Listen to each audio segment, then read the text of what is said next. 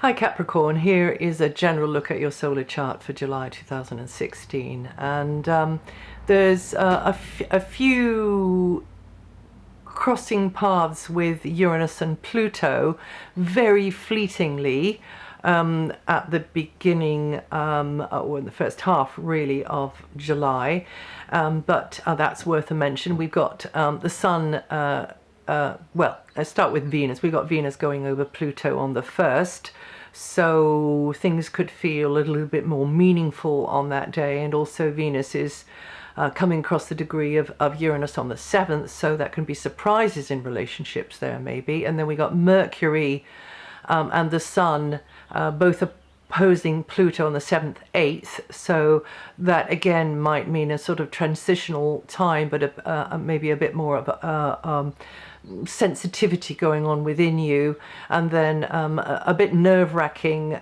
for just a brief moment there when Mercury goes over Uranus on the 11th, but something that could really surprise you there as well. So I just thought I'd mention those because you as one of the cardinal signs are feeling this. Now we've got the Sun and Mercury and Venus all playing out in your opposite sign, putting a huge amount of emphasis on partnerships, one-to-one type relationships, whether they're personal ones or for business. And this is time to sort of share. This is a sharing time, and hopefully a caring time as well. Mercury is focusing your mind more on the practical aspects. Maybe you're bouncing ideas around with somebody, maybe you're consulting even with somebody, or you being the consultant, thinking of the practicalities, thinking of the mechanics of things. And Venus is strong in her favorite place. Affairs of the heart are very, very much favored. You could have a sort of a friendly, welcoming feeling going on there. And if you do have to maybe work with or use the services of somebody, then it's likely to have that sort of friendly vibe going on. And even when Venus moves on the 12th, still there's this feeling of more heartfelt connection with others, particularly after the 12th. And actually after the 12th you could do not too badly actually financially, or with joint finances, joint property. So if you had to negotiate, that would be, maybe you start before the 12th, but that would be a time that it could come out more in your favor there, or if you were applying for funding or anything on that material level, you're likely to get an ally, or to find somebody who is at least sympathetic. I'm really understating this because actually you could do very, very well. Okay, so now I want to talk about Saturn though. I've just done a video on the Saturn-Neptune transit, and this has been fogging the issues, muddying the waters in all of our minds as it's been going through the heavens, because if you've got anything to make an important decision about, you don't feel as though you've got the evidence, you don't feel as though you've got the proof, you don't quite know if what's A is saying or B is arguing with A about is true. You don't know what to follow. It's or you thinking, hey, that's a great idea, but actually it might be based on something that will just fragment or dissolve or melt away once this transit's over. So Saturn, of course, is your ruling planet, and currently it's in the sign before yours, so you should be tying up a lot of loose ends from the past, and maybe going back over the past and mulling over a few of the things there and the decisions and the way you responded, and just getting that tidied up, and drawing a line under it, really. And during this transit, you could as well have to be there in a more responsible, sort of reliable, consistent kind of a way for others. Also, it might mean that you have to maybe lean in a more consistent kind of a way upon another as well. It depends on where you're at in your life. You Capricorns born the 30th of December to the 2nd of January are going to feel that the most at the moment. But of course, if you're on either side of those dates or degrees, you will also be feeling across the whole of the sign, really. But that's where it's mostly being felt. Now, Neptune's around. And at the moment, Neptune is transiting an area of your chart to do with how your mind works. It's also to do with relationships with maybe brothers and sisters, or soul brothers and sisters, or indeed it's an area to do with if you are artistic, or you are discovering you're artistic even, or indeed psychic as well. So it can actually mean that you just start to notice things on another level of information that maybe you just didn't get before, like signs and portents, or even a bit of mind reading. Or indeed it could be completely opposite that. It could, not opposite, but different to that. It might just be that you really do start appreciating color and form, and maybe you just get into that side of things more in your descriptions, or indeed get into arts in some way or another. It could be like that. And you just begin to think more sympathetically towards others. Maybe this kind of thing is starting to just soften your previously held views, and you just start to understand that if you were walking in their shoes, probably you would have reacted in the same sort of way. It doesn't mean to say anything's righter or wronger. It just means to state that you get it. You get where someone was coming from. It could be like that, or it could be something else. I mean, you can look it up, Neptune in the 3rd house. So at the moment we've got Saturn and Neptune coming together, and actually I think that's quite a good thing, although it can make us fretful about things that maybe aren't going to happen. But that's the kind of thing it does, because there's the fogginess and the ambiguity of Neptune swirling around the upright structures of Saturn, like the sea crashing onto the rocks and the rocks slowly being dissolved away into sand. So really Neptune ruling the sea, and Saturn ruling cliffs and mountains and rocks of all kinds. So here's the chance for you to take the opportunity to follow your gut feelings on something, maybe not with the logic, because of where Neptune is, you see, and then try to apply that in a structured, methodical, step-by-step sort of way. And don't believe the first thing, or judge a book by its cover, or don't believe the first thing that you've heard, because it probably ain't necessarily so. So others can be less than honest, or indeed maybe they do believe what they're saying. So what I'm trying to say is you've got to be a little bit more circumspect and cautious than ever, and maybe take more than one opinion on something, and even not from the same type of thinker, but from somebody who is impartial or alternative, you see. It can be a little bit like that. Just checking the time here. Okay, so yeah, and I think because Saturn's going to be there with Neptune for a while, we've got it over June, July, August, September, and they start to pull apart in October. I did this other video relating broadening that out, and relating it to the EU referendum, it being really, really, really difficult to get clarity.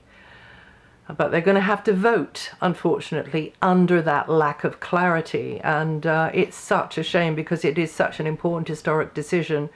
Basically, it's going to be tough either way. But if you stay on board the ship, at least you can help to steer it and plot, where it's going. If you jump the ship, then you will, after several years, get it all sorted. But the burden and the difficulty on just the ordinary man and woman in the street, who probably don't have a lot anyway, because they're already crippled with taxes and all kinds of things. Anyway, I'm rabbiting on now, but it's better to be in the in the front line of this very, very new cutting edge idea of bringing many, many European countries together. But there's a lot of negotiations that they've got to do until they get it thrashed out in the right sort of way. I mean, that's for sure. But it's better to be in there and fight for what you want rather than just say, oh no, I'm leaving. You're not playing the way I like. You've got to be in there and fight for it, because actually coming together in a collective is the better way to go now, I think. That's just my personal opinion. But of course, I've lived all over the place, and I don't even come from Britain in the first place. So I would say that, wouldn't I? Now, so keep a flexible and open mind, and listen to your gut feelings. Believe in what makes you happy when you think it, really. Not in any ego way, but it's almost not happy. It's almost like relieved when you think it, even though it's scandalous that you should be thinking that. If you honestly, when you are trying to make up your mind under this very vague sort of energy that's around, if you feel relieved when you think it, I hope I'm making myself understood. If you think thought number one and thought number two, and thought number two makes you feel really, really tense, and thought number one makes you feel like, then that's the way to go, because that's where you're at now. Okay, so now there are other things going on. You've got very much this mental rapport thing going on with others, and a lot of talking and stuff. And then from the 12th, Venus moves out of there. From the 14th, Mercury moves out of there, and you could get hot under the collar. Or others could get hot, especially with the Pluto and Uranus thing happening as well. Not necessarily all on the same subject, but in different scenarios. Or maybe it is a theme that runs through the whole month. I don't know. And then you go into this area where you're mulling things over on a much deeper level. Much, much deeper level. And connecting with others on that deeper level, feeling more touched by another possibly, or you being able to touch others' feelings. And then finally the Sun moves out of there on the 22nd. So they're all moving out of this area of this interaction, this very much information stream with another, and consultations maybe, or just partnerships or close relationships. A lot of emphasis goes on that sharing, and as I said, maybe caring, hopefully as well, and then into a similar area in some regards, but it's deeper, and then the emotions are more stimulated by that area there. So you go from the sort of the mental comparing notes to the inner bonding, the inner rapport. Now Mars is and just in conclusion on that, before I get to Mars, it is also a transitional time that you're moving into. So you're going from one stretch of road to another over the round about a month. That Venus, Mercury, and the Sun are going to be in the next area. That's from the 12th.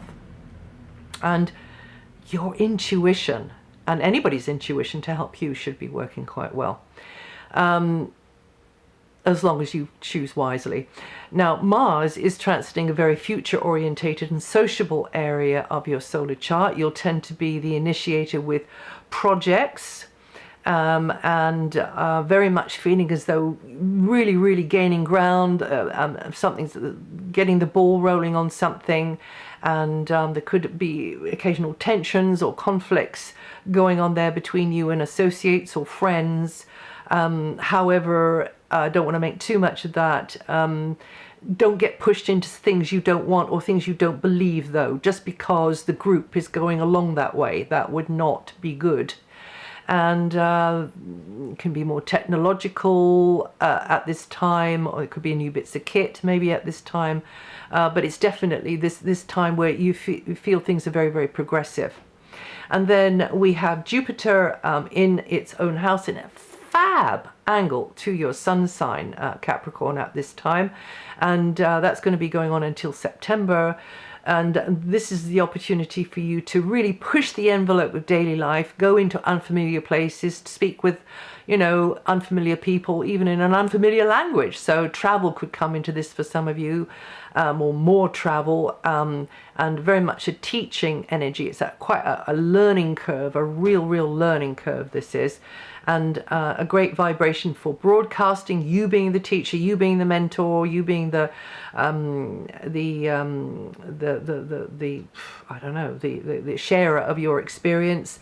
And this is an expansive phase, and the boundaries of your known world will, you have the opportunity for them to get stretched into new fields, very much so. You Capricorns born the 3rd to the 8th of January, or 16 to 23 degrees rising, and feel that energy the most. And then in conclusion, just looking at my time again, we have Uranus, for you Capricorns born the 12th to the 5th of January, or 23 to 25 degrees rising. And of course, Uranus at this time is at the root of your chart.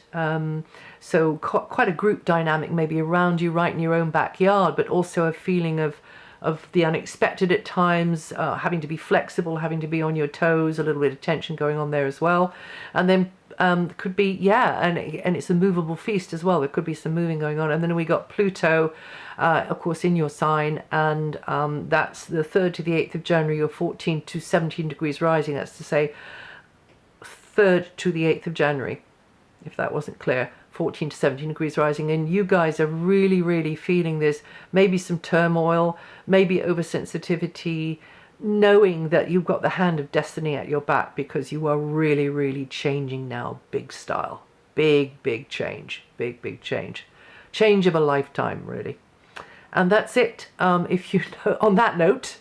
But you have lot of good stuff going for you, particularly this month, Capricorn. Yeah, that's it for July. If you know your rising sign and your moon sign, listen to those, and this material is written up on my website, DianaGarland.com, and hopefully the videos will be there, and I'll see you the next time.